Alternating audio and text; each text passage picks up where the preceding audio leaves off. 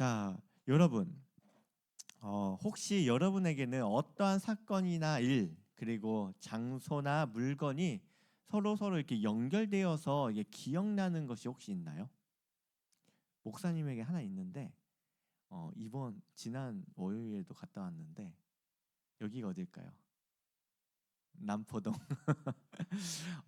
남포동 하면 이재모 피자 하면 남포동이 생각이 나요. 여러분, 이재모 피자 가봤죠? 아, 맛있죠. 예, 목사님은 언제 처음 갔었냐면 2005년 처음 갔었고 그때부터 쭉 연이 되고 특별히 아내하고도 특별한 이렇게 추억들이 많아가지고 이렇게 남포동하면 이재모 피자가 한 늘 생각이 나는 것 같아요. 이처럼 어떠한 장소나 물건, 사건 등이 서로 이게 연결되어서 이게 생각이 나는 이유는 무엇일까요? 아마도 기억에 때우는 추억이 될 만한 특별한 경험이 있기 때문이 아닐까 싶어요. 오늘 성경 본문에서 하나님은 이스라엘 자손에게 영원히 기억될 만한 사건을 이루셨어요. 그리고 이 사건을 영원히 기억하며 매해 이를 기념하라고 명령까지 하시죠. 그런 어떤 사건과 기념일인지 우리 함께 살펴보도록 할게요. 지난 시간에 우리는 여호와 하나님의 이름에 대해서 우리 함께 살펴봤죠. 그렇죠? 하나님의 이름이 뭐라고 했죠? 뭐라고요? 여호와라고 했어요. 그래서 조금 길게 이 여호와의 이름에 대해서 이렇게 쭉 설명을 했었는데 이 이름이 명사라고 했나요? 동사라고 했나요? 동사라고 했어요. 그렇죠? 하나님의 이름은 단순히 멈춰 있는 명사 속에 이렇게 갇혀 있는 분이 아니라는 거예요. 그래서 스스로 존재하고 행동하는 동사처럼 I am이라고 이렇게 자기를 소개하셨어요. I am who I am. 나는 스스로 있는 자다라고 우리나라 말로 이렇게 의역하고 있죠. 이처럼 존재의 근원이 되시고 무엇이든지 규정할 수 없는, 가둬둘 수 없는 분이 우리 하나님이에요. 그리고 멈추지 않고 역동적으로 활동하시는 하나님으로서 우리의 삶 속에 깊숙이 관여하고 계시죠. 하나님은 우리의 삶에 깊숙이 다가오셔서 일하시는, 여러분들을 위해 친히 선하고 좋은 일을 이루시는 하나님이시라고 했어요. 그래서 하나님의 이름 뒤에는 뭐든지 붙을 수 있다고 했습니다. 여러분들이 힘들고 지쳐 있을 때는 나는 위로자다라고 이렇게 말씀하신다는 거예요. 그리고 내가 힘들고 또한 힘이 빠져 있을 때는 나는 힘과 능력과 승리자가 된다라고 여러분들에게 말씀하시는 하나님이시란 거예요. 이처럼 우리의 환경에 따라 역동적이고 적극적으로 일하시는 하나님을 살펴봤는데 이 하나님께서 자신이 택하신 그 이스라엘의 부르짖음을 어떻게 하셨다라고 말씀하고 있어요. 성경에서 들으셨다라고 말씀하셨어요.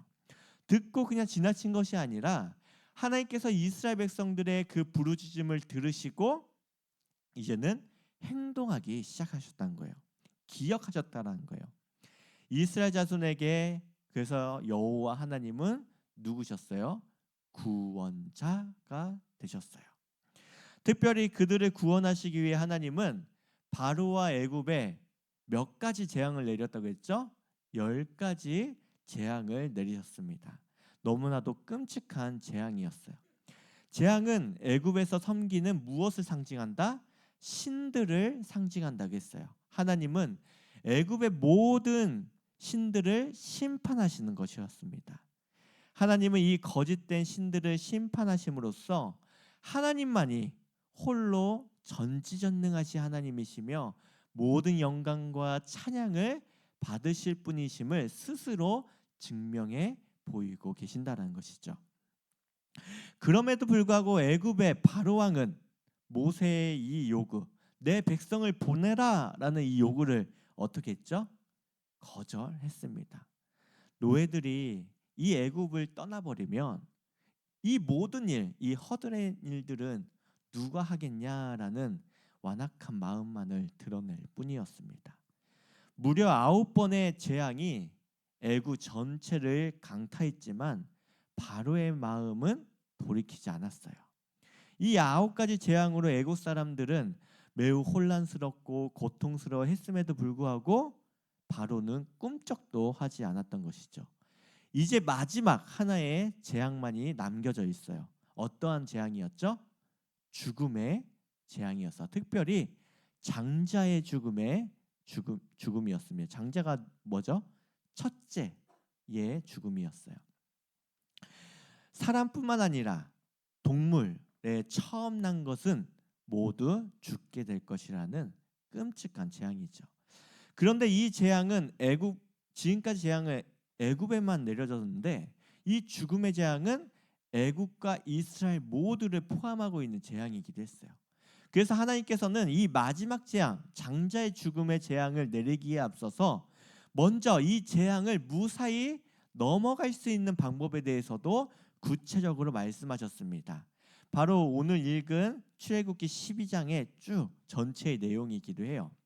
하나님께서는 첫 번째로 무엇을 하라고 말씀하셨냐면 어린 양을 잡되 어떠한 어린 양을 잡아야 되냐면 흠이 없고 1년 된 수컷을 잡으라고 말씀하셨어요. 이 어린 양을 제물로 삼으라고 말씀하신 것이죠. 왜 흠 없는 어린 양이라고 말씀하셨을까요? 흠 있고 볼품 없는 것으로는 우리의 죄를 대신 지을 수 없는 부족함이 있기 때문이에요. 그래서 하나님은 흠 없는 온전한 제일 좋은 것으로 희생 제물로 삼으라라고 말씀하고 계시는 거예요. 그리고 두 번째 하나님께서 말씀하셨어요. 희생 제물을 잡으면 어떻게 되죠? 당연히 피가 나오겠죠. 그 양의 피를 문에 문설주와 임방에 바르라고 말씀하고 있어요. 오늘날 우리 문을 생각하면 조금 헷갈릴 수 있어요. 우리 문을 이제 기성품이라서 그냥 딱 붙여놓긴 하는데 옛날에 이스라엘 백성들은 문을 어떻게 세웠냐면요. 2개 기둥을 이렇게 세워요. 그리고 그 위에다가 커다란 게 나무나 돌을 얹혀요. 그게 문이었어요. 그래서 문설주란 것은 문의 이 두 양쪽의 기둥이고 임방이란 것은 위에 있는 볼을 말해요. 그것에다가 무엇을 바르라고? 피를 바르라는 거예요. 왜 피를 바르라는 것이라고 말씀하시냐면 죽음의 재앙이 왔을 때 이 죽음의 기운이 이 집을 어떻게 해요? 지나간다는 거. 무엇을 보고? 이 문에 발라져 있는 피를 보고서 이곳에 대신 희생의 제사가 드려졌구나라는 것을 보고 죽음이 지나간다라는 의미란 거예요. 세 번째는 말씀하셨어요. 희생 제물을 이제 어떻게 해야 되냐면 그 고기를 불에 구워서 먹으라고 말씀하셨어요. 그리고 그냥 먹는 것이 아니라 무교병이란 것이 뭐냐면 오늘날로 말하면 이스트 말하는 거, 빵을 부풀게 하는 거, 누룩 그것을 넣지 않는 빵을 무교병이라고 해요. 이 무교병과 쓴나물을 먹되 어떻게 하냐면 발에 신을 신고 지팡이를 들고서 급히 먹으라는 거예요. 왜 이같이 우스운 모습으로 먹으라고 했을까요? 왜냐하면 하나님께서 이 재앙을 내리시고 나서 뭔가 크게 행동해야 할 일이 있다는 거예요. 그것이 뭐예요? 급하게 애굽을 탈출해야 되는 날이기 때문에 그렇게 하라는 거예요. 그렇게 준비되어 있지 않으면 어떻게 해요? 어수선하다가 나가지 못하게 되는 거예요. 이같이 행하는 자만이 마지막 장자의 죽음을 재앙에서 구원을 받을 것이라고 말씀하셨어요. 우리 13절의 말씀 우리 함께 읽어볼까요? 시작.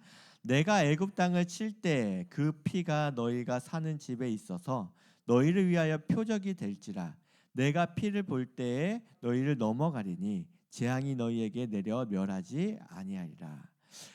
여러분, 하나님께서는 왜 어린 양의 피를 문선주에 바르라고 하셨죠? 바로 이 피를 바른다는 것은 내가 하나님의 약속을 믿는다라는 믿음의 표현이기도 해요. 하나님께서 심판을 내리실 텐데 이 심판을 우리가 믿고 내가 그것을 기억한다라는 의미이기도 해요. 믿음의 행동인 것이죠. 이스라엘은 희생 제물을 통해 심판을 피할 수 있었어요. 다행히.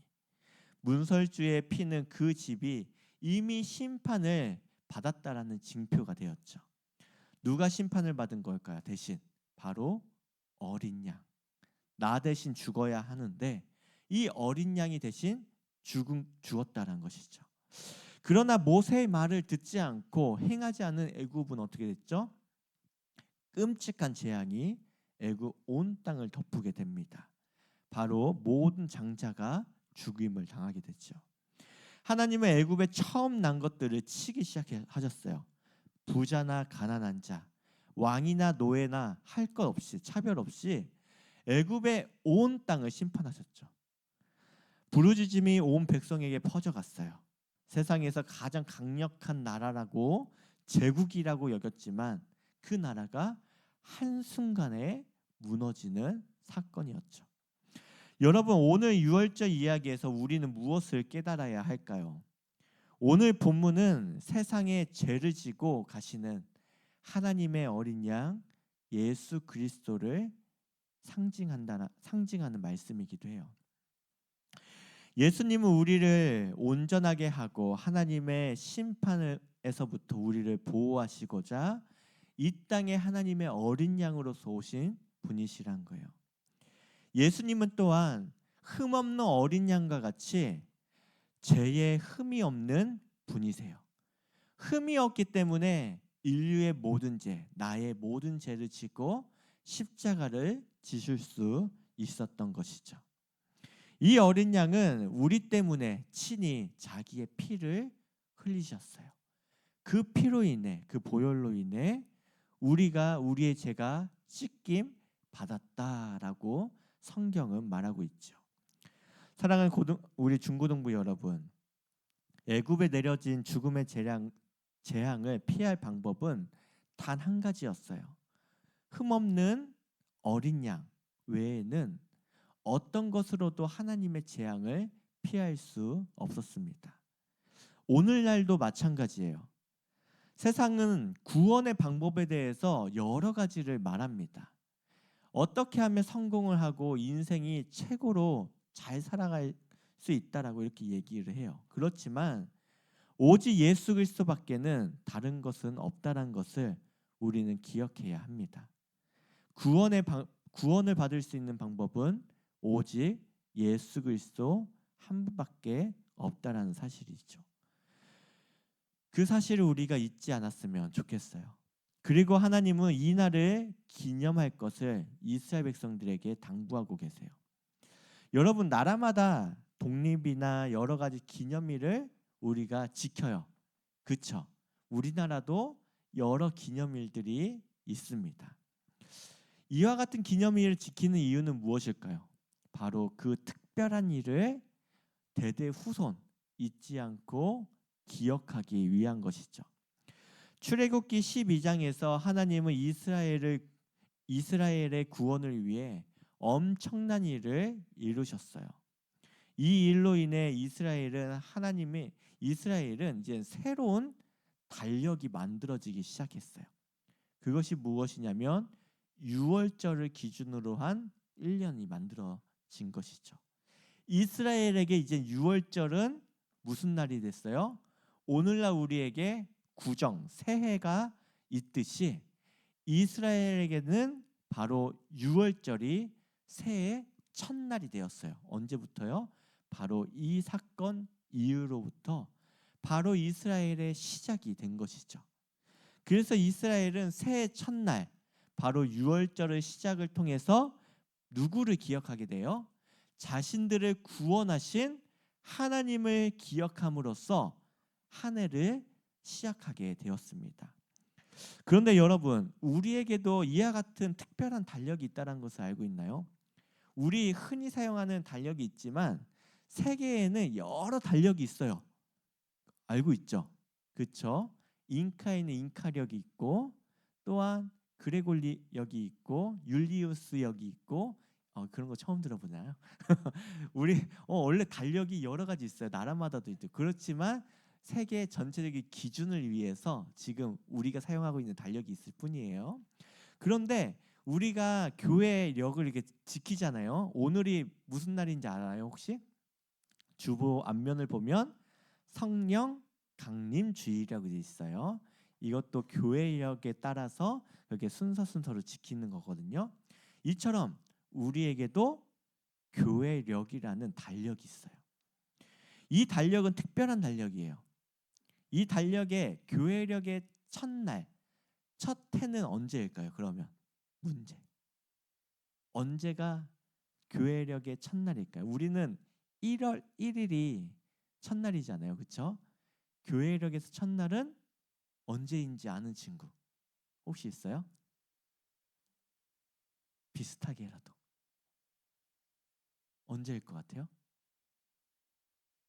어? 바로 성탄절을 기준으로 하는데 성탄절이 첫날이 아니라 성탄절 전 네 번째 주, 대림절 첫 번째 주일이 바로 우리의 첫날이에요. 교회의 첫날. 우리는 이 대림절 첫날에 무엇을 밝힐까요? 그러면 트리의 불을 그때 밝히는 거예요. 왜냐하면 그때 불을 밝힘으로써 누구를 기억하는 거예요? 이 땅에 빛으로 오신 예수 그리스도, 우리의 구원자를 기억하기 시작하는 거예요. 그렇게 4주가 지나면 무엇이 있어요? 성탄절이 있게 되는 것이죠. 그리고 나서 주연절도 있고, 그리고 우리가 얼마 전에 보냈던 사순절, 그리고 부활절, 그리고 부활절 이후 50일이 지난 오늘 바로 오순절 성령 강림이 임하셨던 바로 성령 강림절인 거예요. 이처럼 우리가 이와 같은 교회력을 지키는 이유는 무엇이냐면 바로 1년에 365일 누구를 기준으로 하고 살아가기 위해 예수 그리스도의 생애를 기억하면서 우리가 그분을 우리의 주인으로 삼고 살아가기 위해 우리는 이 교회력을 지키는 거예요. 그리고 매번 까먹기도 하지만 이야기하는 이유는 우리의 머릿속에 지우개가 있어서 지워지잖아요. 그래서 매번 반복해서 이야기하는 이유는 그 예수 그리스도를 우리가 날마다 기억하고 우리의 삶 속에서 날마다 동행하기 위한 것이죠. 이처럼 우리는 우리의 우리를 죄에서 구원하시고 죄의 사망의 권세를 이기신 그리고 구원자이신 예수 그리스도를 잊지 않고 기억하며 살아가야 되는 거예요. 바로 이스라엘 백성들이 그들을 구원하셨던 하나님을 기억하며 1년에 365일을 지키고며 살아갔듯이 우리도 예수 그리스도를 이제는 기억해야 하는 것이죠. 바로 그분이 우리의 흠없는 어린 양이시기 때문이에요. 사랑하는 우리 중고등부 여러분, 오늘 설교 말씀을 통해 이것만큼은 꼭 기억했으면 좋겠어요. 이스라엘 백성이 흠없는 어린 양을 통해 죽음의 재앙을 넘어갔듯이 예수님께서 온 인류의 죄를 위해 이 땅에 오신 하나님의 흠없는 어린 양이라는 사실을 잊지 않았으면 좋겠어요. 그리고 우리는 이 예수님을 통해서만이 이 예수 그리스도께서 지신 십자가의 구속으로만 우리의 죄가 사함을 받고 우리가 사망을 넘어 영원한 생명에 이르게 된다는 사실을 우리가 잊지 않았으면 좋겠습니다. 그러므로 우리는 이 예수 그리스도를 날마다 기억하고 그분과 함께 동행하며 그분의 하나님의 자녀의 백성으로 합당한 삶을 날마다 살아갈 수 있는 믿음의 우리 중고등부 모두 될 수 있기를 간절히 소망합니다. 특별히 이 시간 우리 찬양하면서 기도의 자리로